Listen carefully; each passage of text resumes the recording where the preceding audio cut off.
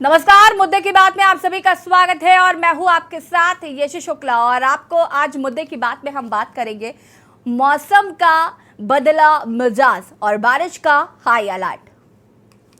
गर्मी, लू और उमस से परेशान उत्तर प्रदेश के लोगों के लिए राहत की खबर तब आई जब प्रदेश में पूरी तरह से मानसून ने प्रवेश किया और फिर यहां के कई कई जगहों पर बारिश हुई। कुछ जिलों में तेज तो कुछ जिलों में मध्यम बारिश हुई। मॉनसून की प्रदेश में प्रवेश के बाद आने वाले दिनों के लिए कई जगहों पर ऑरेंज अलर्ट और कई जगहों पर येलो अलर्ट जारी किया गया है। आंचलिक मौसम विज्ञान केंद्र में वरिष्ठ मौसम वैज्ञानिक की माने तो शनिवार से रविवार के समय में प्रदेश में ज्यादातर जगहों पर हल्की और मध्यम बारिश हुई। बारिश पूर्वी यूपी में कई जगहों पर भारी हुई और बिजनौर के नजीबाबाद में सबसे ज्यादा यानी कि 205 मिलीमीटर बारिश हुई है। और रविवार के दिन हरदोई में बारिश 3 मिलीमीटर तो वहीं इटावा में बारिश 11 मिलीमीटर हुई। बरेली में बारिश 36 मिलीमीटर दर्ज की गई है। इसी के साथ मुरादाबाद में 28.5 मिलीमीटर बारिश दर्ज की गई है। लखनऊ में रविवार के दिन भारी बारिश हुई, बादलों का डेरा लगा रहा और यहाँ कई कई जगहों पर हल्की बारिश होती रही।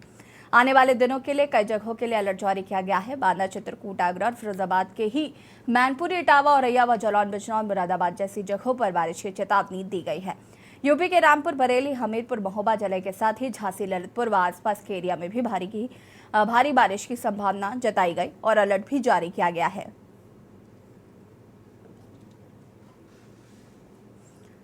बता दें कि पूरे यूपी में मॉनसून एक्टिव है।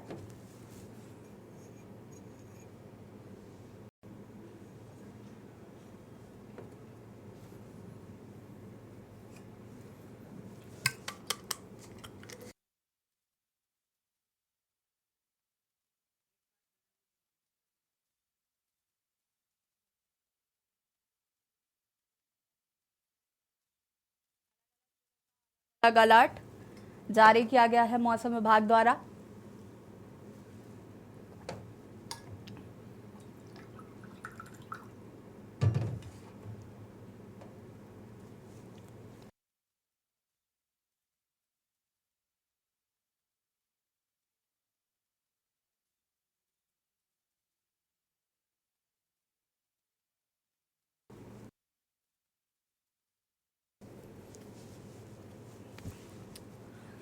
कई इलाकों में बारिश आपको बता दें कि लगातार हो रही है। झमाझम बारिश से एक और जहां लोगों को गर्मी से राहत जरूर मिल रही है, लेकिन लोगों को परेशानियों का सामना भी करना पड़ रहा है। 43 जिलों में भारी बारिश का अलर्ट।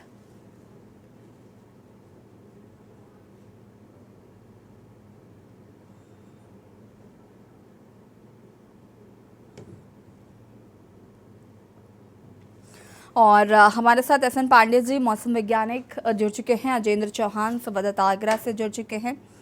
प्रबोध दीक्षित संवाददाता इटावा से हमारे साथ जुड़ चुके हैं। सबसे पहले बात एसएन पांडे जी आपसे करूंगी मैं कि यहाँ पर जिस तरीके से मौसम में बदलाव देखने को मिल रहा है, लोगों को गर्मी से राहत तो मिली ही, लेकिन लोगों को भारी बारिश की वजह से परेशानियों का भी सामना करना पड़ रहा है। फिलहाल कब तक ऐसे ही मौसम रहने वाला है? लोगों को कब तक इससे राहत मिलेगी? देखिए, पहले तो मानसून थोड़ा लेट था और दक्षिण भारत में जरूर लेट रहा, लेकिन उत्तर भारत के लिए ये मानसून 2 दिन 3 दिन पहले ही आ गया है। और मानसून ट्रिगर होके एकदम बुलेट ट्रेन की स्पीड से आके दिल्ली और पूरे भारत को इसने अपने आगोश में ले लिया है। जहां तक कानपुर मंडल और उत्तर प्रदेश की बात है, तो यहाँ पर अभी लगातार बारिश की गतिविधियां चलती रहेंगी, जो 1 तारीख तक चलने की पूरी संभावना है। और कहीं कहीं पर हल्की बारिश और कहीं कहीं भारी बारिश होने की भी पूरी संभावना है। लेकिन बीच बीच में धूप भी निकल सकती है और उमस भी बनी रह सकती है।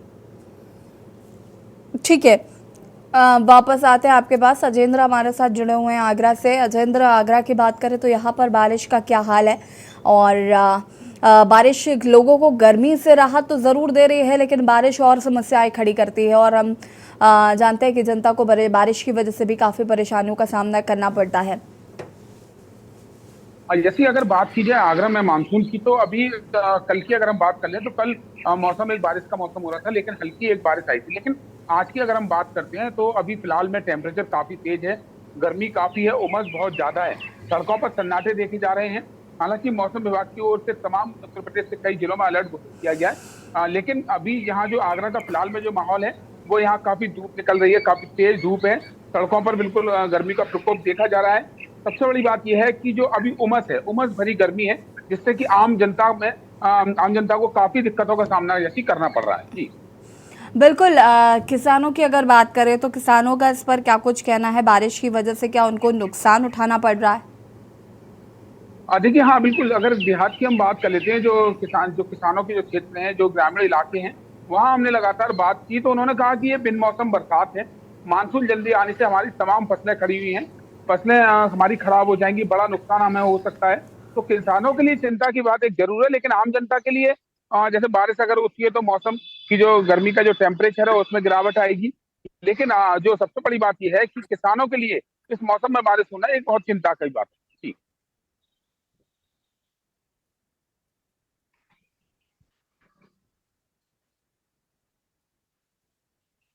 लेकिन उससे पहले प्रबोध दीक्षित का रुख करना चाहूंगी मैं। प्रबोध, अगर हम बात करें इटावा की, तो इटावा में क्या मौसम का हाल जो है वो देखने को मिल रहा है फिलहाल?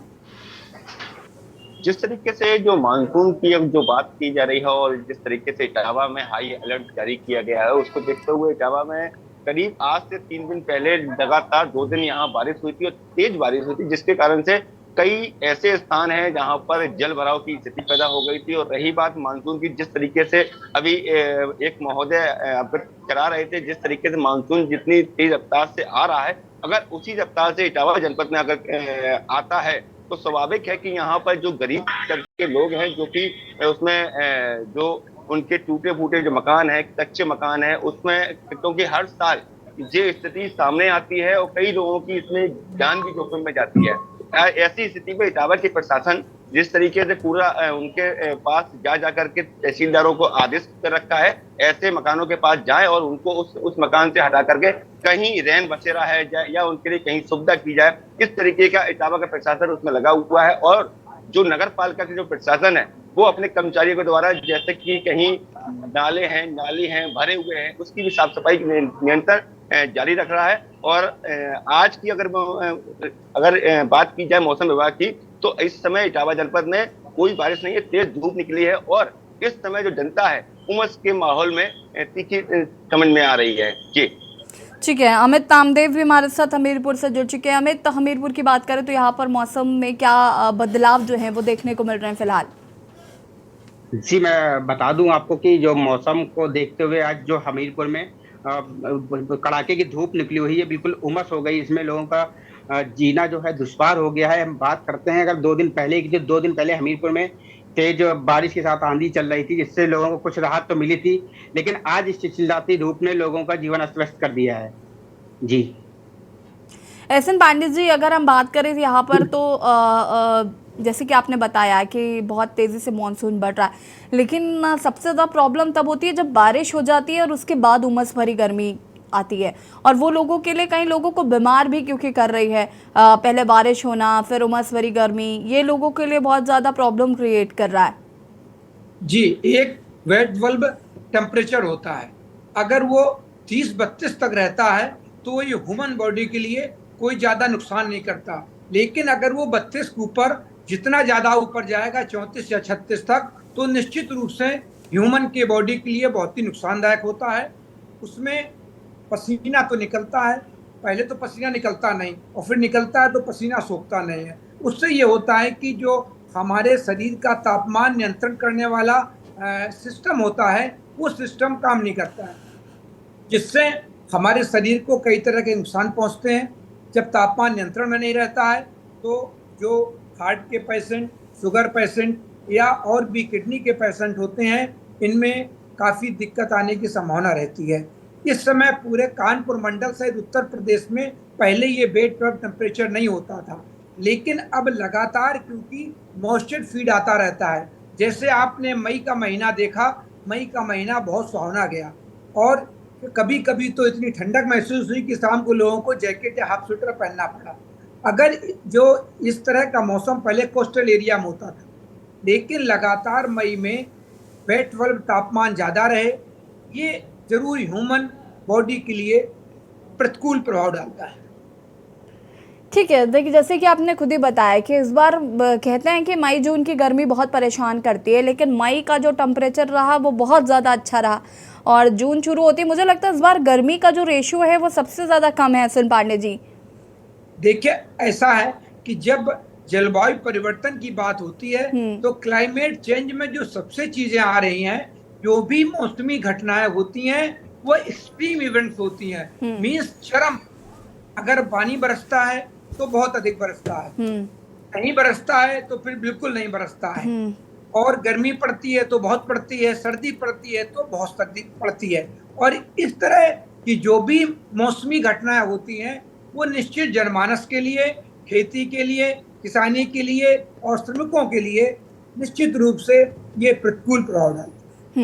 अजेंद्र जी, जैसे कि यहाँ पर आपने देखा कि एस.एन. पांडे जी ने भी जिक्र किया कि जो हार्ट पेशेंट होते हैं, शुगर पेशेंट होते हैं, बीपी के पेशेंट होते हैं, उनको मौसम में चेंजेस जो हैं वो बहुत ज़्यादा रिएक्ट करते हैं। ऐसे में अगर हम बात करें तो क्या इस तरीके की चीज़ें देखने को मिल रही हैं, लोग बीमार ज़्यादा हो रहे हैं बारिश की वजह से, या फिर टेम्परेचर जो चेंज हो रहा है उसकी वजह से, क्लाइमेट चेंज की वजह से, हीट वेव के हम मामले देख रहे थे, बहुत ज़्यादा देखने को मिल रहे थे। जैसे देखिए, अगर हीट वेव की बात कर लें तो हीट वेव में लगातार आगरा में तमाम मरीज देखे जा रहे हैं, सरकारी अस्पतालों में भीड़ देखी जा सकती है।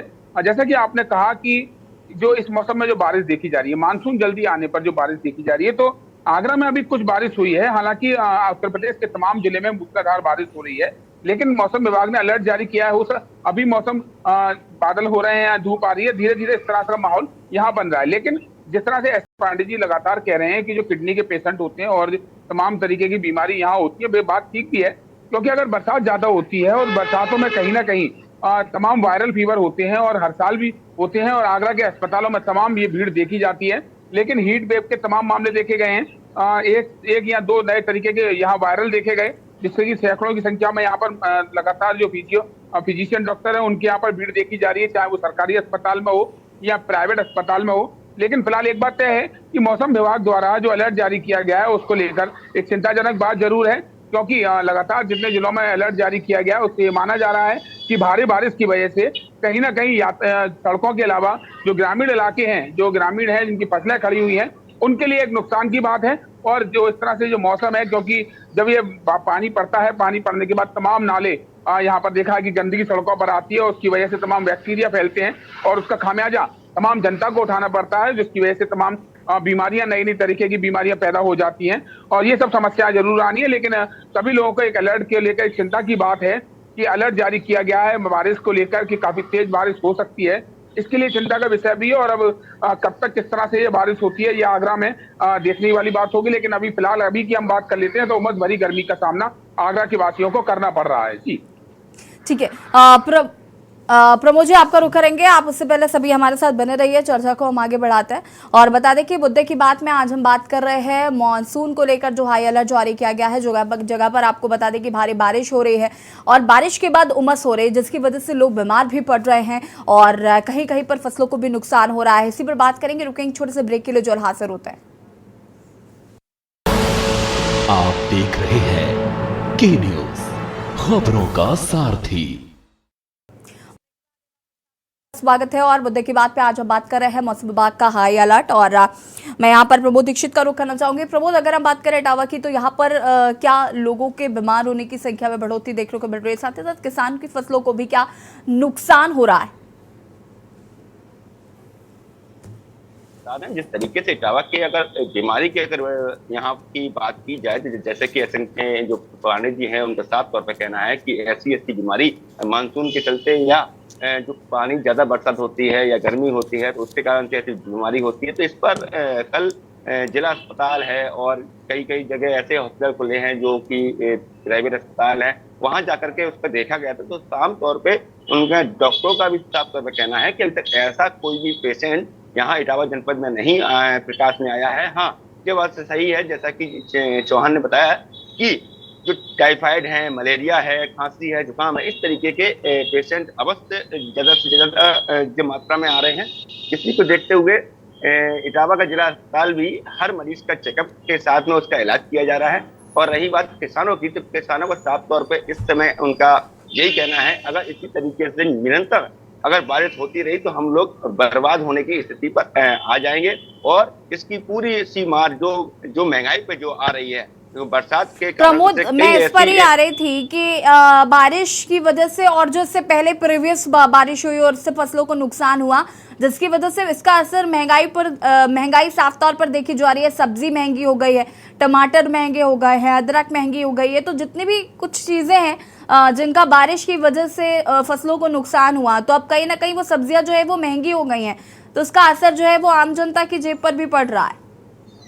बिल्कुल इसी मुद्दे पर कल कई लोगों से ऐसे इसका हाल जाना था, तो महंगाई के साफ तौर पे कहना था कि जो गरीब तबके के लोग हैं, जो रिक्शा चालक हैं, ऑटो चालक हैं, काफी लोग इससे परेशान हैं। क्योंकि जो टमाटर की आप बात करो या अदरक की बात करो या धनिया की बात करो, आज वो समय है जो धनिया आज दुकानदार फ्री में नहीं देता, जबकि आज से 10 दिन पहले धनिया या कुछ भी मिर्ची हो वो ऐसी फ्री में थैलियों में डाल दे रहा था। आज धनिया का रेट है 220 रुपए किलो है, अदरक 250 रुपए किलो है, टमाटर 100 रुपए से ऊपर हो रहे हैं। तो इस तरीके की जो बरसात के कारण से जो फसलें बर्बाद हो रही हैं, उसकी महंगाई की मार आम जनता को झेल नहीं पा रही है। जी ठीक है। अमित तामदेव जी, वही सवाल मेरा आपसे भी है कि यहाँ पर हमीरपुर की अगर बात करें तो यहाँ पर क्या कुछ लोगों को परेशानियाँ हो रही हैं, बीमारियों से क्या लोग ज़्यादा ग्रसित हैं, साथ ही साथ किसानों की फसलों को जो नुकसान हो रहा है, चूँकि उसकी वजह से हम देख रहे हैं कि सब्जियाँ महंगी हो रही हैं, आम जनता की जेब पर इसका असर पड़ रहा है, और अभी भी अगर इस तरीके से बारिश होती रही तो कहीं ना कहीं इसका खामियाजा भुगतना पड़ेगा। जी, मैं आपको बता दूं, अगर बात करें हमीरपुर की, तो हमीरपुर की जो सब्जियों के दाम है वो आसमान छूते जा रहे हैं। जिसमें बात करते हैं गरीब तबके के लोगों की, तो गरीब तबके के लोगों का आज का जो हाल है, देखा जाए 10 दिन की अपेक्षा जो आज का हाल है, तो आदमी जो है कमर टूट चुकी है, खाने के लिए मजबूर हो चुका है, और सब्जियों के जो दाम है आसमान छू रहे हैं। जो बारियां थी, बारियां बर्बाद होती जा रही हैं। और बुंदेलखंड की अगर बात करें तो बुंदेलखंड का किसान हमेशा से किसी दैवीय आपदा से जूझता रहता है, कभी तेज बारिश के चलते तो कभी आंधी के चलते। और बात करें अगर बाढ़ की, तो अगर किसान की फसल अच्छी हो तो बाढ़ से कभी ना कभी उनका कमर टूट जाती है। तो हमीरपुर का जो किसान है, जो बुंदेलखंड का किसान है, वो हमेशा दैवीय आपदाओं से जूझता रहता है। जी एहसन पांडे जी, मौसम में परिवर्तन किस तरीके से लोगों को अलग अलग तरीके से परेशान करता है, ये हम जानते हैं। चाहे वो बीमारियों के जरिए हो या फसलों को नुकसान होता है तो महंगाई बढ़ जाती है और इसका असर आम जनता की जेब पर पड़ता है। फिलहाल क्लाइमेट को लेकर मैं इस पर आपका आखिरी रिएक्शन चाहूँगी कि अभी आने वाले कितना टाइम तक ऐसा मौसम रहेगा, अगर हम स्पष्ट बात करें तो। देखिए, जब भी बारिश होती है या ज़्यादा बारिश हो जाती है तो निश्चित रूप से सब्जियों के जो खेत होते हैं उनमें पानी भर जाता है। ये हमेशा होता है और उसकी वजह से इनकी तुड़ाई नहीं हो पाती है फलों की, और उस समय निश्चित रूप से सब्जियां महंगी हो जाती हैं। ये ऐसी कोई बात नहीं कि अब की बार हो रहा है, ये हमेशा होता है। लेकिन जिस तरह से जलवायु परिवर्तन हो रहा है और काफ़ी कुछ हो भी चुका है, उसकी वजह से जो चरम घटनाएं होने लगी हैं उनसे दिक्कतें जरूर आ रही हैं। होता क्या है कि जैसे पानी पहले तो बिल्कुल नहीं बरसा, अब की बार क्या हुआ कि पेपर जुआई की वजह से, पहले तो बारिश पेपर जुआई के कारण हुई, लेकिन मानसून रुका रहा। फिर इसके बाद उत्तर प्रदेश में इतनी जल्दी ट्रिगर हुआ कि वो 24 घंटे में उसने दिल्ली, मुझे लगता राजस्थान और आज पूरा भारत उसने कवर कर लिया। लेकिन मानसून आने का मतलब ये नहीं होता है कि तुरंत बारिश होने लगती है, क्योंकि लगातार पिछले हफ्ते से जो हमारी दक्षिण पश्चिम हवाओं की कंटिन्यूटी होती है, जो आर्द्रता लेके हवाएं आती हैं और क्लाउड फॉर्मेशन करती हैं, इसके बाद बारिश होती है। तो जब ये पूरी तकनीकी डेवलपमेंट हो जाता है तो बारिश होती है। और जो क्लाइमेट चेंज का असर है, जैसे आपने कहा इटावा उमस है, कानपुर में बारिश हो रही है, लखनऊ में बारिश हो रही है, हमीरपुर में बारिश नहीं हो रही है।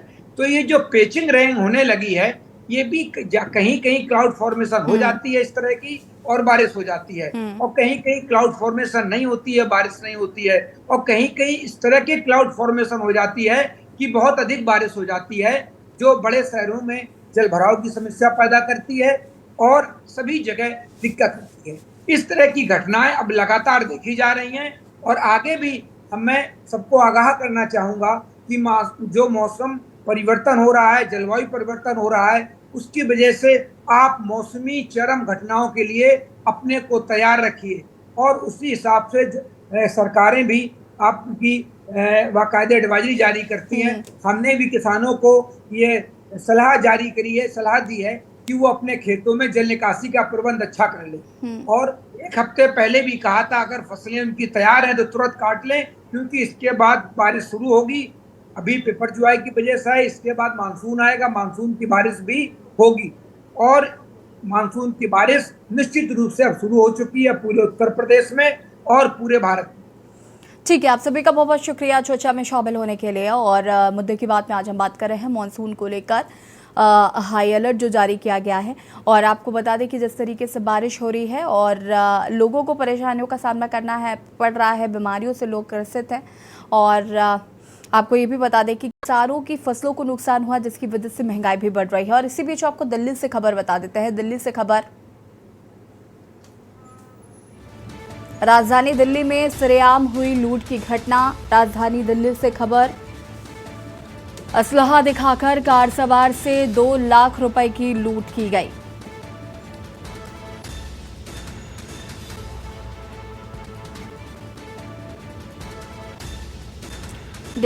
डिलीवरी एजेंट की कैब रुकवाकर गन पॉइंट पर की गई लूट।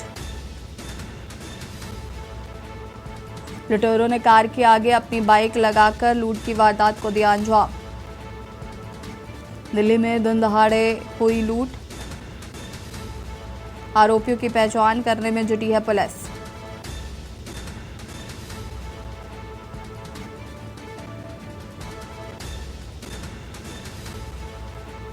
राजधानी दिल्ली में सरेआम लूट की घटना, असलहा दिखाकर कार सवार से 2 लाख रुपए की हुई लूट। और ये सीसीटीवी फुटेज आपको हम दिखा रहे हैं, जहां पर गन पॉइंट पर किस तरीके से डिलीवरी बॉय से लूट की वारदात को अंजाम दिया गया है, ये आप तस्वीरों में देख सकते हैं।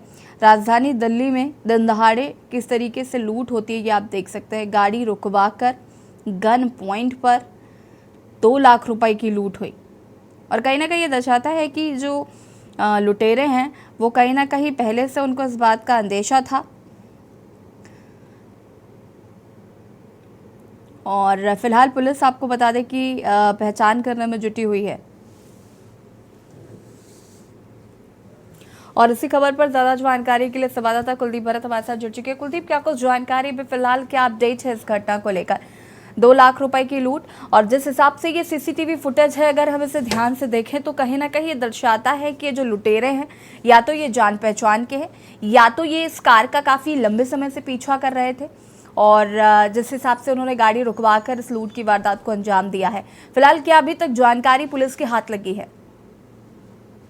ये देखिए, जो वारदात है शनिवार की बताई जा रही है, जहां ये प्रगति मैदान की जो टनल है, जो एक बात बताना चाहूंगा, सुरक्षा के लिहाज से बहुत संवेदनशील इलाका है, जहां तमाम आसपास वीआईपी एरिया रहते हैं, वीआईपी मूवमेंट लगा रहती है 24 घंटे। लेकिन ऐसे में यहाँ टनल के अंदर इतनी बड़ी वारदात हो जाना कहीं कहीं दिल्ली पुलिस की जो सुरक्षा उस पर जरूरी सवाल निशान खड़ा करते हैं। दरअसल ये जो पीड़ित है, ये गुरुग्राम के लिए निकला था, अपने कलेक्शन एजेंट का काम करता है चांदनी चौक से। वहां से इसने 2 लाख रुपए उठाकर गुरुग्राम देने थे। अब चांदनी चौक से इसने कैब बुक कराई थी, जिसके बाद ये आरोपी जो थे लगातार इसका पीछा कर रहे थे। जब ये टनल के पास पहुंचा तो आरोपियों ने इसको घेर लिया और पिस्टल की नोक पर इन्होंने 2 लाख रुपए बड़ा बैग छीन कर वहां से निकल गए। भाई, दिल्ली पुलिस का ये भी कहना है कि इसमें जो वारदात हुई है, इसमें किसी जानकार का हाथ हो सकता है, क्योंकि ये सूचना दी गई, क्योंकि ज्यादातर लूट की ऐसी वारदातों के अंदर यही देखा जाता है कि किसी अपने का ही इसमें इन्वॉल्वमेंट दिखाई जाती है, क्योंकि इस तरह की खबरें कोई अंदरूनी आदमी ही दे सकता है। किसी ने जानकार ने बताया होगा कि जब ये लोग अमाउंट लेके जा रहे हैं तभी इस वारदात को अंजाम दिया गया। वहीं इस टनल की भी बात करें तो इसमें टनल में भी काफी कमियां दिल्ली पुलिस के सामने आई, जिसमें इस टनल के अंदर गुजरने के बाद उस समय लोग जो मोबाइल का नेटवर्क है वो नहीं आता है। ऐसे में जो पीड़ित होता है वो तुरंत पुलिस को जानकारी नहीं दे पा सकता। और वहीं इस टनल के अंदर एक इमरजेंसी बटन, SOS बटन लगे हैं, वो भी काम नहीं कर रहे थे, जिस कारण पीड़ित समय से अपनी जानकारी पुलिस को नहीं दे पाया। लेकिन फिलहाल पुलिस इस जो सीसीटीवी के आधार पर जो बाइक है उनके टेक्निकल सर्विलेंस और अपने जो खुफिया मुखबरी नेटवर्क के आधार पर इनकी तलाश के लिए उन्होंने जो आरोपियों को पकड़ने के लिए टीम गठित कर दिया है। जगह जगह टीम की रेड करी जा रही है। फिलहाल दिल्ली पुलिस का यही कहना है कि जल्द से जल्द आरोपियों को पकड़ लिया जाएगा। जी ठीक है कुलदीप, बहुत बहुत शुक्रिया आपका तमाम जानकारी के लिए। और बता दें आपको कि ये सीसीटीवी फुटेज जो है उसके आधार पर पुलिस आगे की कार्रवाई कर रही है। लेकिन बड़ी बात है कि वीवीआईपी मूवमेंट होता है इस जगह पर, और सरेआम जिस तरीके से लूट हुई, कई सवाल सुरक्षा को लेकर खड़े होते हैं। दिल्ली में आए दिन जो आपराधिक घटना है वो बढ़ती जा रही है, उनका ग्राफ बढ़ता जा रहा है, और इसको कंट्रोल करने के लिए पुलिस प्रशासन क्या कर रहा है, ये बड़ा सवाल है।